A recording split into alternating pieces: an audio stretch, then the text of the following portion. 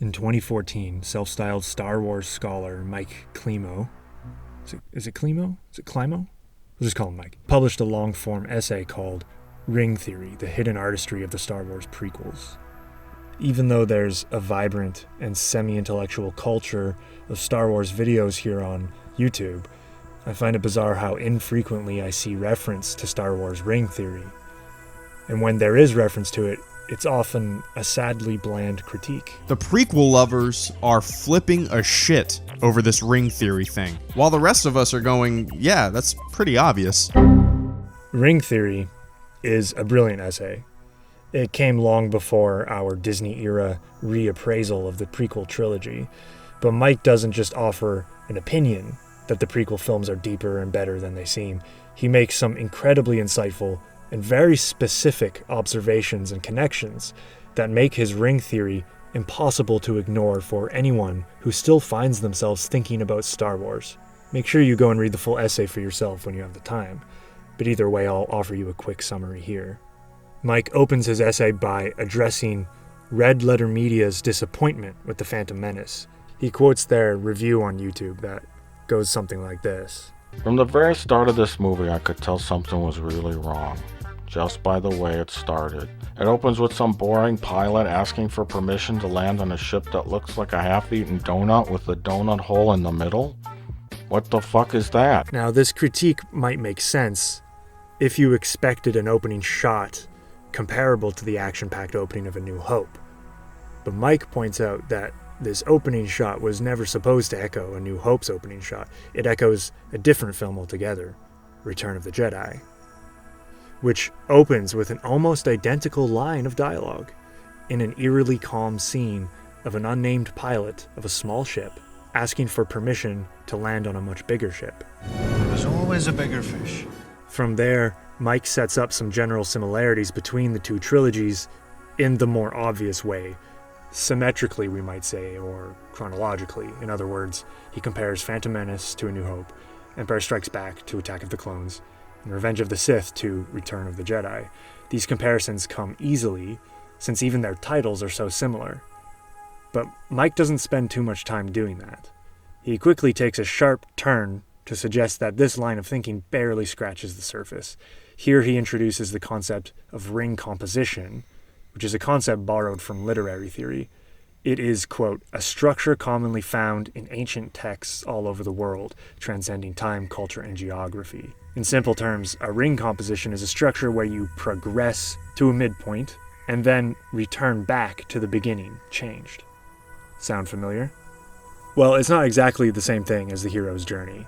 It's far more specific than that. It's a compositional structure, so it's formal in the sense that it's about the form rather than the content, like the hero's journey. Instead of progress in a linear fashion towards a definite end, a ring composition circles back upon itself, reaching the end in the middle, before returning to the beginning with the same ideas, images, or words recontextualized. Mike uses this JFK quote to illustrate how this structure works within the context of a single sentence. Ask not what your country can do for you. Ask what you can do for your country. Mike then provides this image to illustrate what a ring composition would look like for the Star Wars saga. Instead of the symmetrical parallels that we might immediately seek, Mike compares 1 to 6, 2 to 5, and 3 to 4. This is called a ring composition because in theory these levels form concentric circles, which, let's remember, is one of the key motifs in the Star Wars films themselves. So after setting all this up, Mike goes through the 6 films with a fine-toothed comb, discovering some really compelling parallels between the two trilogies, both visually and in terms of dialogue, which make ring theory a force to be reckoned with. And despite how exhaustive his essay is, there are still small details we could add to his analysis. Have faith, my love. I find your lack of faith disturbing. It's fairly hard to go through Mike's argument and think that George Lucas didn't consciously build this exact structure into the saga from the very beginning. Again, it's like poetry, so if they rhyme. We often repeat this quote about it being like poetry, and maybe we see some of the recurring motifs and the recurring lines of dialogue here and there. Get out of of here! There's nothing more you can do! Get clear, Wick. You can't do any more good back there! There's foils in attack position. Lock has foils in attack position. But Mike was the one who actually sat down and did the hard work of fleshing out what exactly this hidden structure was. He deserves a lot of credit for that. Credits will do fine. The only problem here is that ring theory, although compelling when it comes to comparing the two trilogies, de-emphasizes the relationships between the films within each trilogy. This theory doesn't really account for how each trilogy has its own hidden structure, while also overlooking certain details that make the more straightforward, symmetrical comparison rewarding. For example, in both Episode 1 and Episode 4, we visit Mos Eisley immediately after breaking into the second act. We even get the same creature lumbering through the frame, right to left, in front of the heroes in Episode 4, and behind the heroes in Episode 1. So clearly there is a very real relationship between the first episodes in each trilogy, which cannot be ignored. Moreover, that quote from George Lucas about it being like poetry, if you rewind the clip a little bit, he's comparing the ending of Episode 1 to the ending of Episode 4. And instead of destroying the Death Star, he destroys the ship that controls the robots. Again, it's like poetry, so if they rhyme. So how do we account for this? How do we square this circle? Well, this is where Star Wars Dialectics come in. I first presented my idea of Star Wars Dialectics in my video, What Is and Isn't Star Wars, but the time has come to flesh it out a little bit more. At the most basic level, my argument is that Star Wars works with a triadic relationship between a thesis, an antithesis, and a synthesis. This dialectic works within as well as between each trilogy. This dialectic works regarding visual details, the structure, but more specifically it focuses upon the character arcs in a way that Star Wars ring theory does not. Star Wars Dialectics is a more open model for the saga, leaving room for the sequel trilogy, since there's a logic of threes built into it from the start, and thus a third trilogy would be an integral part of the overall design. Whereas Star Wars ring theory is a closed circle, ending where it began, with 6 films total and no room for more. Mike even points out the 2 fart jokes in The Phantom Menace, which mirror the 2 burp jokes in Return of the Jedi. There are only 2 ends to the digestive tract, so if we fully embrace ring theory, then there is simply no space for the sequel trilogy to continue with the same overall design as the saga films. You'd have to build backwards every bit as you build forwards. So my argument is not that Star Wars Dialectics is superior to Star Wars ring theory, but rather I push for a synthesis of the two.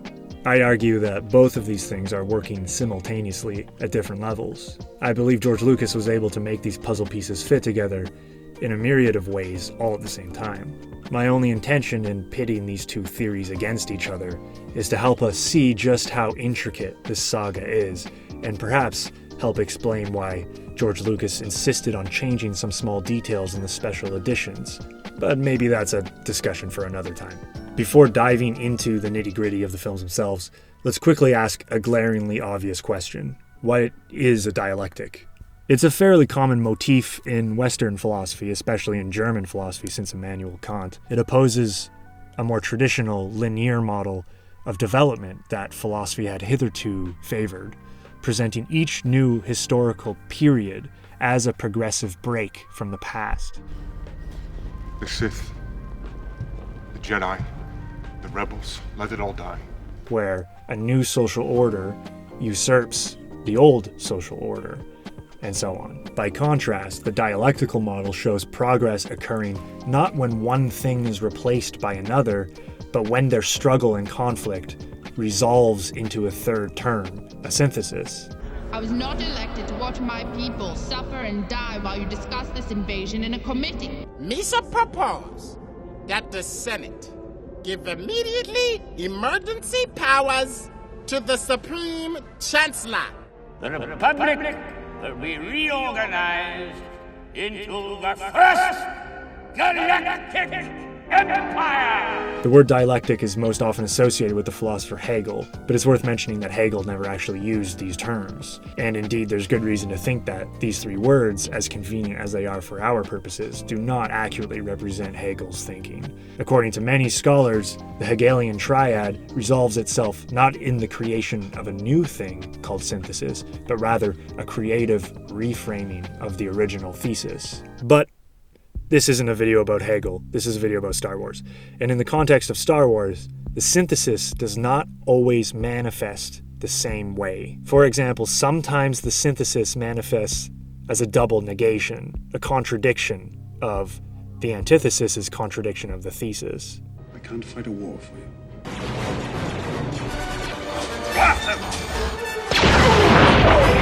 Other times, the synthesis takes the form of the thesis and the antithesis coexisting side by side, sometimes with an entirely new third thing standing beside them. Other times, the original thesis returns again, but with a slight change. So, without further ado, let's jump into how the dialectic works within each trilogy.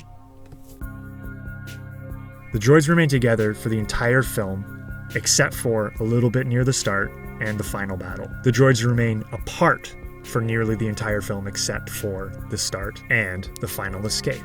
The droids remain together for the entire film except for a little bit near the start, even in the final battle. R2 is shot and nearly killed before being repaired off screen.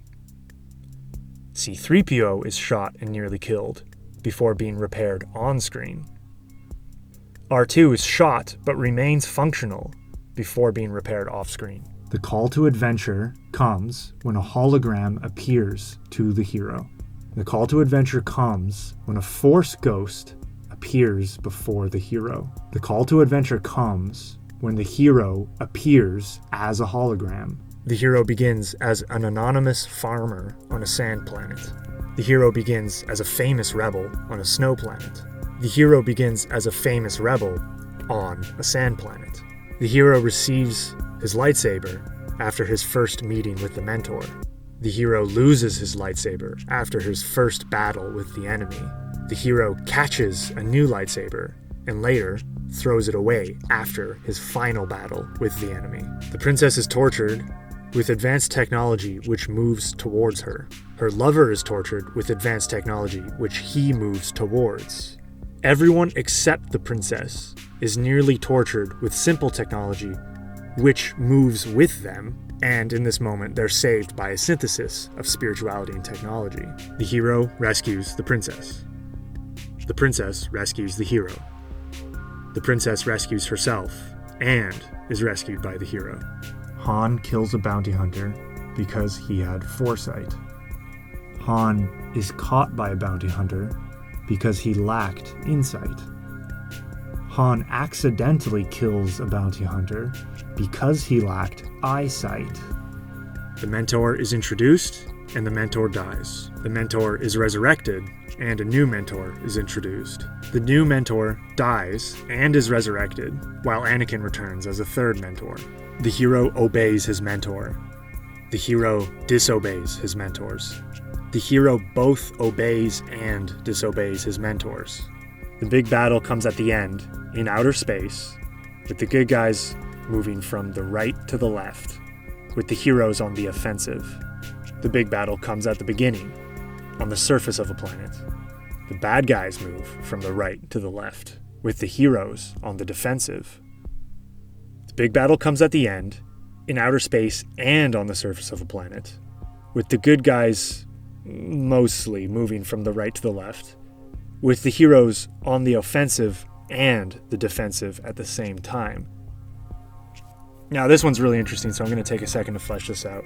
The battle on Endor is especially interesting because it has a resemblance to the Hoth battle, with the AT-ST walkers present at both, with the rebels outnumbered and defending a small bunker in a natural landscape. But this time the bunker is not their own. At the same time as defending it, they're actually trying to penetrate it. It's a synthesis of both offensive and defensive. They even get their wires crossed and accidentally close more doors when they were trying to open them. The same thing can be said of the battle in the skies over Endor. while biding their time and waiting for Han to shut down the shield, they launch an attack on the Star Destroyers in the hopes of defending themselves from the Death Star. So on the planet, they're defensively offensive. In the skies, they're offensively defensive. And meanwhile, Luke, in the Emperor's throne room, synthesizes offense and defense in his own way too. The hero mourns his family being burnt to a crisp, and gets revenge by exploding his enemies in a fireball. The princess fears her friends will be frozen in ice, and watches her lover get frozen in carbonite. The princess watches her lover thaw out, while the hero mourns his enemy being burned to a crisp. The droids remain apart, except for the second act when R2 leaves the ship on Tatooine. The droids remain apart until the second act when 3PO comes aboard the ship on Tatooine. The droids are together in part of the first act, and part of the second act, and part of the third act. The hero does not have a lightsaber. The hero drops his lightsaber. The mentor returns it to him. The mentor drops his own lightsaber and takes the hero's lightsaber from him. I just want to expand on this one real quickly because the symbolism of the lightsaber cannot be more obvious. This weapon is your life. Note that Obi-Wan needed the help of his mentor's lightsaber in order to overcome Darth Maul in Episode 1. Likewise, in Episode 2, Obi-Wan tries to give the same service to Anakin by throwing him a lightsaber, but it doesn't work. This symbolism builds to the final moment when Obi-Wan takes Anakin's lightsaber from him. The mentor has nothing left to give his apprentice. The hero complains about being cold on a spaceship. The senator is nearly burnt to a crisp in a factory. The hero is burnt to a crisp under a factory, while the senator dies on a cold spaceship. And note here that she's laid to rest wearing the same necklace that the hero gave her in the above-mentioned scene. Palpatine sends his apprentice to protect his allies. Palpatine's apprentice returns to him after fighting his enemies. Palpatine sends his apprentice to kill his allies. The Jedi escape the Trade Federation by hiding on a planet where they are neither expected nor welcomed. The Jedi discovers a clone army by finding a planet where he is both expected and welcomed. The Jedi discover the Separatist army by discovering a planet where he is not expected and yet welcomed. The hero has to leave his mother behind in order to become a Jedi. The hero has to disobey the Jedi to go looking for a way to save his mother. The hero leaves his wife behind in order to look for a way to save her, becoming a Sith in the process. Queen returns to her home planet on the offensive. The senator returns to her home planet on the defensive.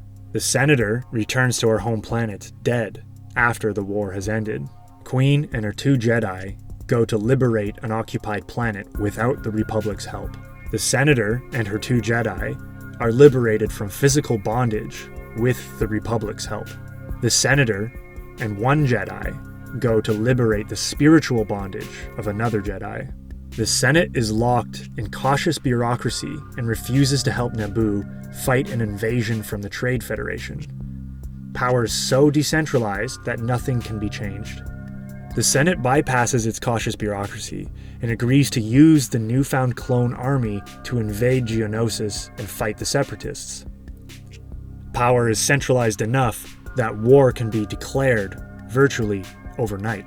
The Senate does away with its cautious bureaucracy entirely and becomes an empire who invade the entire galaxy. Power is so intensely centralized that nothing can be changed again. Obi-Wan hangs suspended below an unfriendly enemy. Obi-Wan hangs suspended above a friendly enemy. Obi-Wan hangs above and then below his once friendly enemy. There's a pod race on Tatooine in the middle of Act 2. There's a chase through Coruscant at the end of Act 1. There's a chase on Utapau at the end of Act 2. Anakin leads the team to victory with his chariot. Anakin and Padme are led to their execution with a chariot.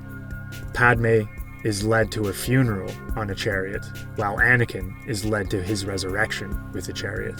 Obi-Wan uses a breathing apparatus to discover an army that's hiding underwater.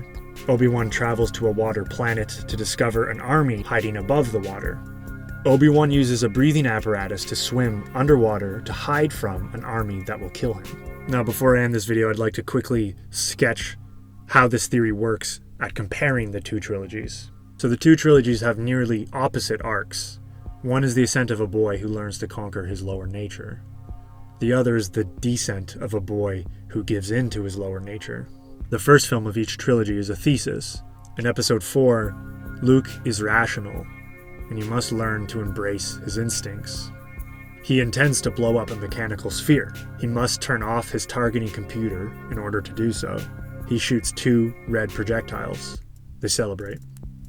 In episode 1, Anakin is emotional and must learn to think through his choices. He does not intend to blow up a mechanical donut. He must turn off his autopilot in order to do so. He shoots 2 blue projectiles. They celebrate. The second film is the antithesis of the first. In episode 5, the rebels spend the entire film fleeing from the Empire. The rebels enter an asteroid field to flee the Empire. Luke, having integrated his lesson from the previous film, embraces his instincts too much. He disobeys his mentors and follows his instincts to brashly fight his enemies, resulting in the loss of a hand and the loss of his lightsaber and a step towards dehumanization. And at the end, he's rescued by the princess.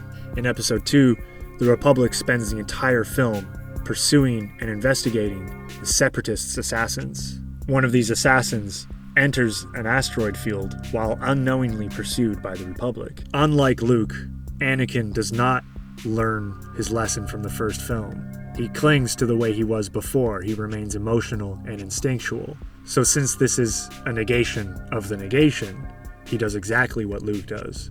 He disobeys his mentors and follows his instincts to brashly fight his enemies, resulting in the loss of a hand, the loss of his lightsaber, and a step towards dehumanization. And at the end, he's rescued by the Senator. In episode 6, Luke's powers have grown.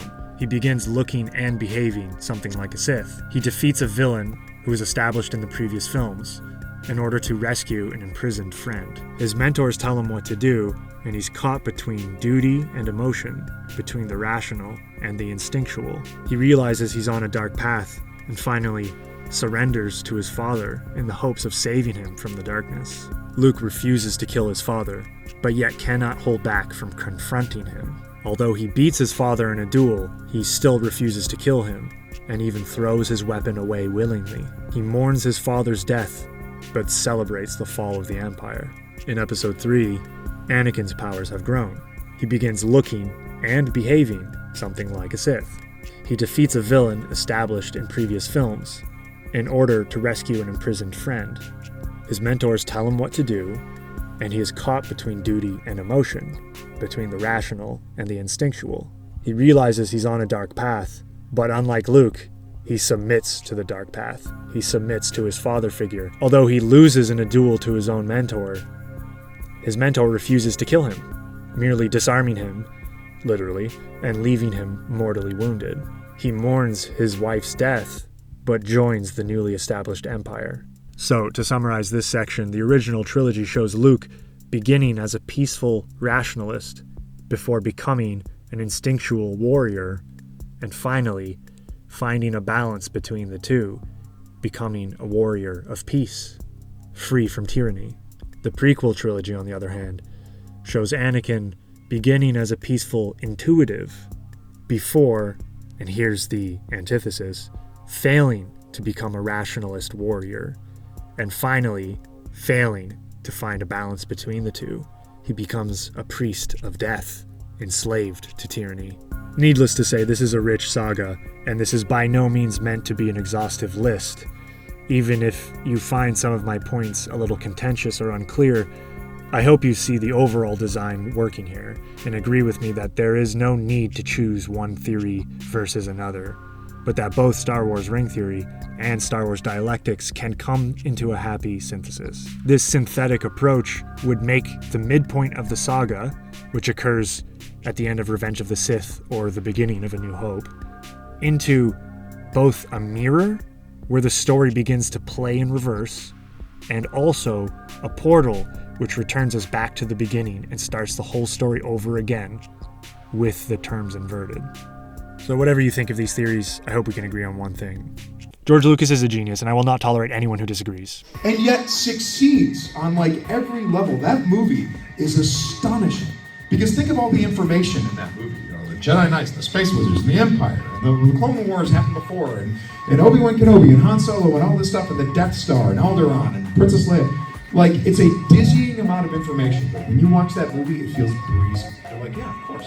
Oh, he fought the Clone Wars? Interesting. You know, like, it's all nonsensical gibberish, but he makes it feel like a lived-in world, and you don't feel overwhelmed. You just breeze your way through the whole movie. And by the end of it, you have Star Wars. And every bit of that movie is like congruent with the Star Wars that we made today. That's how right he got it. The first time, on one try, one turn it back, doing everything that has never been done before. And then what does he do? I mean, like, look, I sit around and I record music on Pro Tools and stuff like that. Why? Because George Lucas developed the technology to do that, to create digital audio and have digital editing. And people are making, like, you know, YouTube channels and using digital editing software. Why? Because George Lucas pioneered that.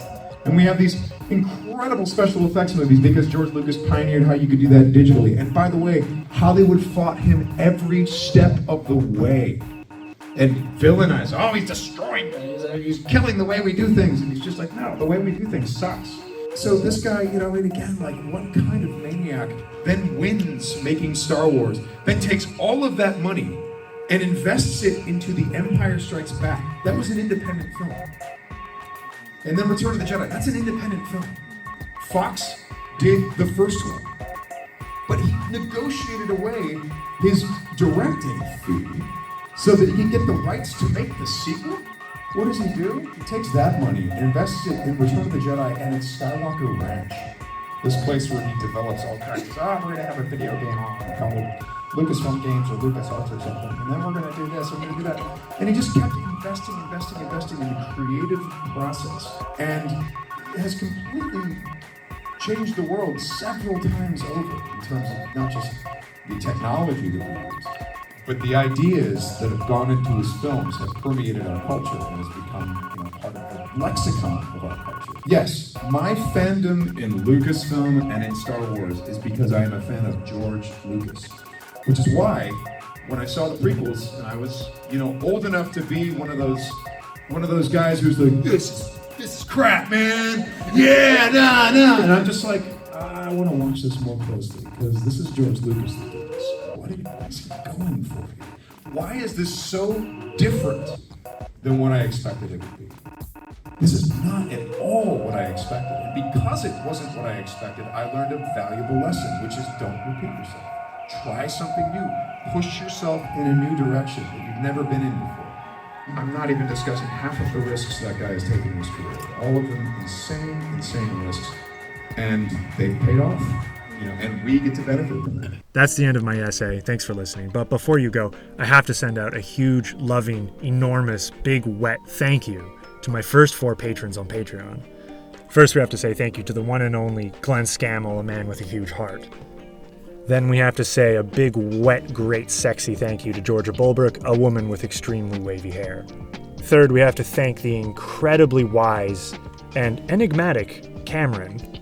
And lastly, we have to thank my very first ever patron, the absolute legend, a scholar, a gentleman, a DJ extraordinaire, Riley Byrne. And if you want a shout out in my next video, just head over to my Patreon page and become a patron. It really does make a world of difference in helping me get off my ass and make these videos more often. That's it. Bye.